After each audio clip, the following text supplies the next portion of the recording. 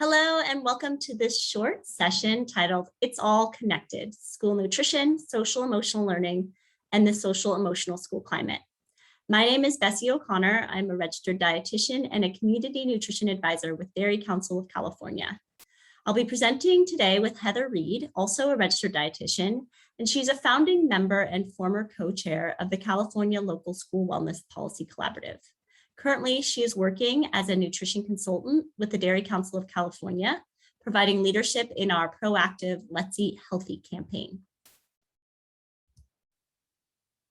This year, Dairy Council of California launched the Let's Eat Healthy movement.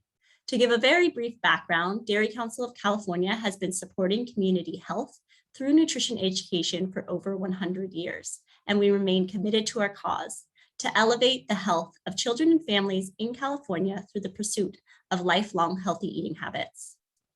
The launch of the Let's Eat Healthy movement has allowed us to activate our cause and invite coordination, collaboration, and co-creation to ensure that all communities are supported to grow healthfully. You can access more information about the movement and see how you can be involved at healthyeating.org/join. Well, thank you, Bessie, for introducing the session, and I'd like to review the session objectives. The first is to explain the connection between school nutrition, social emotional learning, or SEL, and social emotional school climate, or SEC. The second is to identify policy, systems, and environmental strategies to support the social emotional school climate through school nutrition and nutrition education. And finally, we hope that you will be able to identify how overlapping SEL and nutrition education supports our school wellness goals. Before we begin, let's take a moment to do a reflective activity. Describe how you think the word and the image below are connected to SEL, and go ahead and write down your ideas. And it could be a word, a sentence, whatever comes to mind. And we'll be taking the time to answer that question throughout this session. At this time, I'll turn it back to Betsy to explain to us about SEL. Thank you, Heather, for setting the stage. Before we start talking about SEL and social emotional school climate, let's quickly define SEL. It is the process in which individuals learn to interact with others, set and achieve goals, and regulate their emotions. These skills reinforce traditional academic markers of success, such as reading, writing, and mathematics. And there are 5 core competencies: self-awareness, self-management, social awareness, relationship skills, and responsible decision-making. Developing these 5 competencies is critical to lifelong success. The California Department of Education continues to advance SEL in partnership with leaders, policymakers, children, and families. CDE's multi-tiered system of support framework places SEL as a key element of a fully integrated system of support for the benefit of all students. This is because social, emotional, physical, and academic well-being and success are all very interconnected. School climate and social emotional learning have often been treated separately, but both are necessary to build healthy schools, are co-influential, and benefit each other. The multi-tiered systems of support that I just mentioned and the whole school, whole community, whole child model show how multiple aspects of the school environment support students' health, well-being, and academic success. And this includes the school nutrition environment. The goals of SEL programs are to nurture children's skills that provide opportunities for development in everyday situations. Often, SEL programs are confined to designated lessons in the classroom and have not been fully integrated into the daily lives of students in school. Integrating these experiences throughout the school day provides a positive social emotional climate and increases opportunities to practice SEL as a life skill. Engaging everyone in the school community, including administration, school nutrition staff, teachers, and families, results in better integration and a greater sense of community and social emotional climate. SEL and all learning starts with nutrition security. High quality and nutritious foods are an essential part of ensuring children are supported to grow healthfully, learn optimally, and develop social emotional well-being throughout life. School meals improve access to nutrient-dense foods that are based on the dietary guidelines for Americans and designed to increase consumption of key food groups such as fruits, vegetables, dairy, and whole grains, closing nutrient gaps that exist for many children in the US. There are key nutrients necessary to support cognitive and neurodevelopment. School-age children need a wide variety of nutrient-dense foods to meet their growth needs. The consumption of high-quality plant and animal source foods results in improved nutrient intake. Research continues to show that eating school meals every day is associated with healthy dietary intakes among school children, providing a foundation to support cognitive development and the way children feel throughout the day. And this plays a role in stabilizing mood, self-esteem, and ability to focus, ensuring children are receptive to all learning, including SEL. In short, nutrition is foundational and essential for student success, but it takes more than providing access to food alone. Kids need to eat the nutritious food that's provided, and a positive social emotional climate that includes nutrition education can support that. School cafeterias are particularly important in shaping school climate because they offer students a daily opportunity to interact with less supervision than what is experienced in a classroom setting. In fact, scholars regularly gain insight into intergroup relations between students of different socioeconomic statuses, abilities, and races by observing student behavior in cafeterias. Schools are a place of learning, so reading, hearing, seeing are all methods of learning that we use, but experiential learning can have the biggest impact. The Collaborative for Academic, Social, and Emotional Learning identifies how social and emotional competencies are experienced and reinforced in the cafeteria. For example, children develop the ability to manage emotions and behavior in the cafeteria. So as I mentioned before, that being in the cafeteria environment after being in a classroom, kids are allowed more freedom, opportunity to talk, but really being able to manage their emotions and excitement in those settings is an important aspect of social emotional learning skills. And so they repeat and practice these behaviors of interacting with their peers and also being responsible and adhering to cafeteria expectations. And these are reinforced day after day. And then these types of skills can also be reinforced in classrooms and also throughout the day.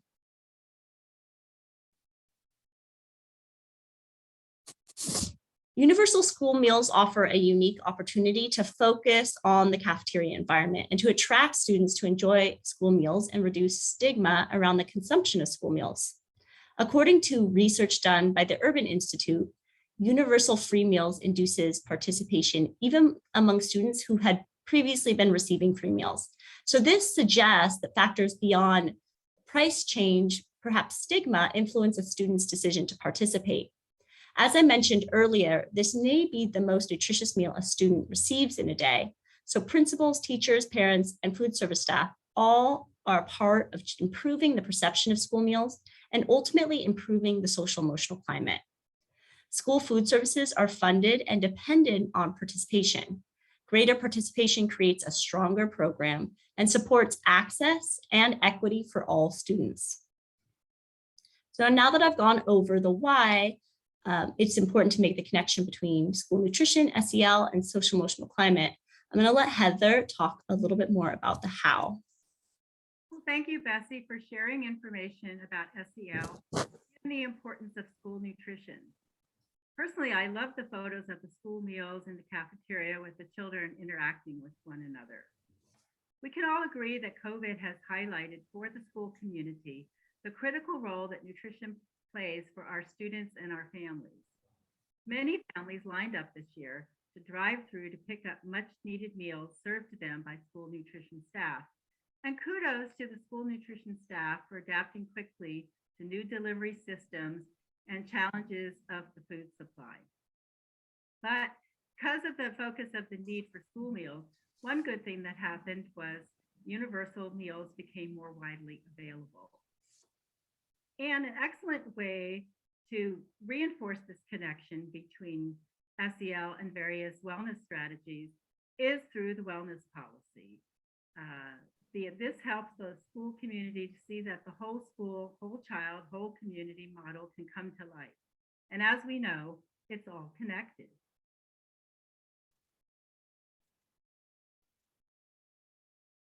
This year, we do have a strategic opportunity to strengthen our wellness policy and to update it to reflect our ongoing commitment not only to SEL, but also to universal meals and nutrition education.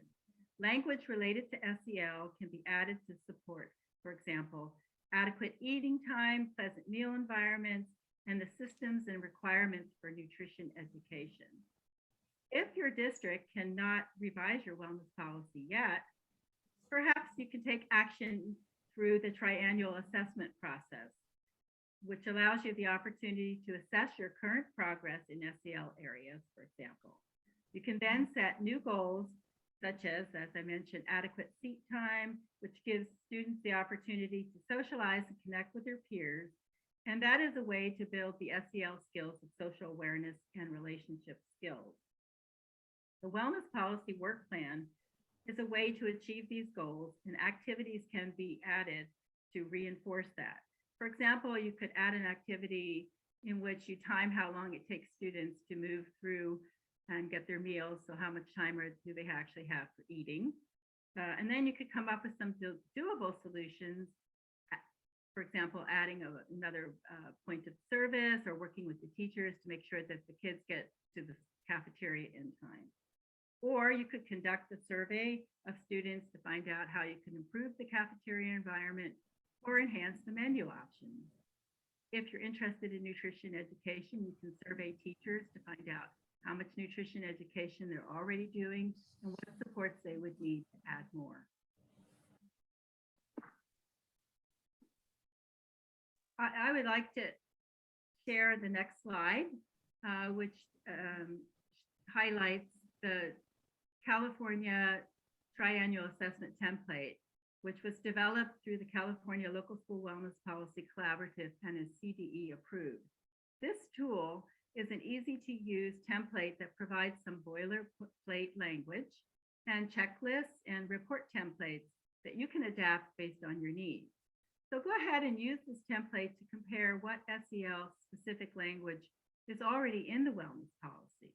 Then when you want to enhance it, you can adopt language from model policies reflective of the SEL connections to nutrition and to assess current progress and compliance in your schools. The triennial assessment then becomes an effective tool to set new goals for the cafeteria environment and nutrition education. It's so important to promote nutrition and the SEL connection. And it can be very helpful to highlight specific tangible examples so people can see the connection. For example, saying that when students choose which foods to eat, they are practicing the SEL skill of self-management. And when they decide how much to eat, they are practicing self-awareness. Sharing this connection can be done in several ways. One way is through the number of school meetings. The school wellness committee meeting is a great opportunity to educate your members so that they can be sharing this information with other stakeholders. You can do a presentation with teachers and at principal meetings, and also at your LCAP meeting to advocate for more funding if it's needed for the school nutrition program, school site meetings, and if you're doing back to school meetings, you can do it with parents. The social media offers another opportunity. On Instagram, you can post information about the benefit of school meals on social and emotional learning and information on universal meals. And I think another effective way that I've seen many school districts use is to showcase appealing photos of the school meal so people know what's on the menu and parents and students can decide to participate that day. Bessie has shown some great photos and a lot of school districts are doing that. And finally, be sure to engage your educators in the process. You can provide them with information about universal meals and give them brief talking points so they can promote the meal, as well as some fun nutrition facts that they can share, which could also be used in morning announcements. A handout like you see on the right can easily be shared through email and through social media as well to share information with the school community. Let's not forget the nutrition environment. The nutrition environment itself offers opportunities to strengthen the connection between SEL and nutrition. Eating is a learned behavior. Children need many and varied exposures to food throughout their development. Starting early and often is best. And we know school food isn't like it used to be. There's farm to school programs, there's more diverse menus, we have fruit and vegetable programs. All of these have brought big and welcome changes to the school lunch program. Nutrition education can be, which is combined with taste testing opportunities and education about food sustainability, helps students to build critical thinking, which strengthen their SEL decision-making skills. So as we know, tasting opportunities are a chance to talk the food up, engage in nutrition education, and more importantly, to decrease the stigma around school food through normalization and conversation. The cafeteria in the classroom can also feature colorful nutrition education posters that reinforce SEL.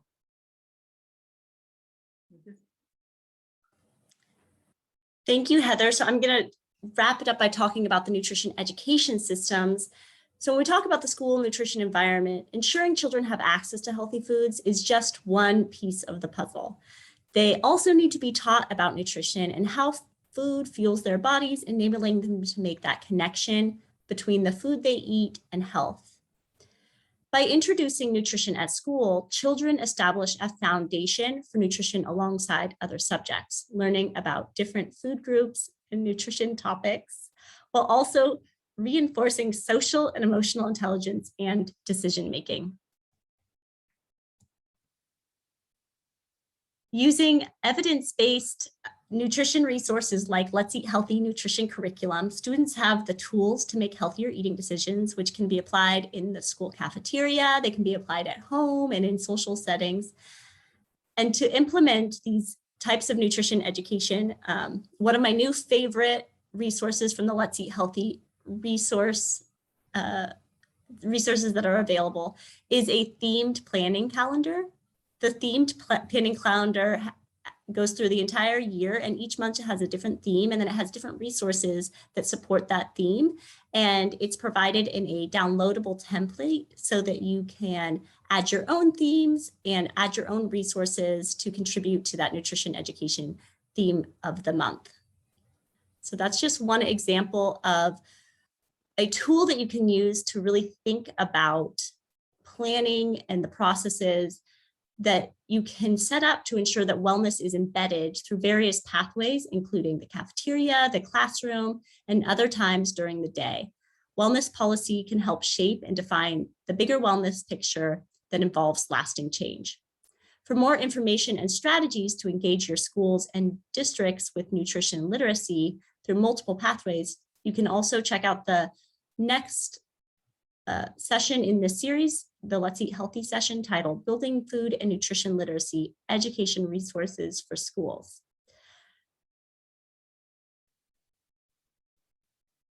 Well, thank you for joining us, and we hope that this information that we shared today inspires you to share with others the impact of nutrition on SEL skills, and also to emphasize this in your wellness work.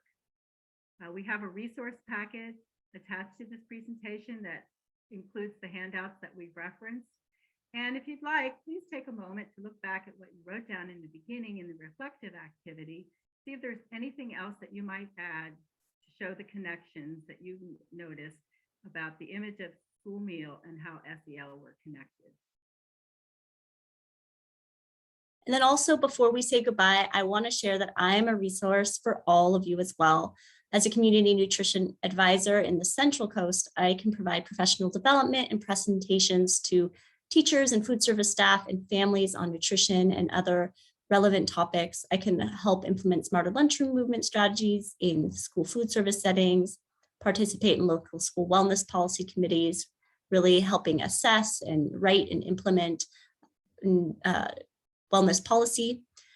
I'm also available for innovative wellness ideas, and so please contact me. I'd love to collaborate. And then lastly, please take the time to complete the short survey. If you take your phone and put it in camera mode, you can put it over the QR code, and we would love your feedback. It's very valuable to us. So thank you very much, and we hope that you have a wonderful school year.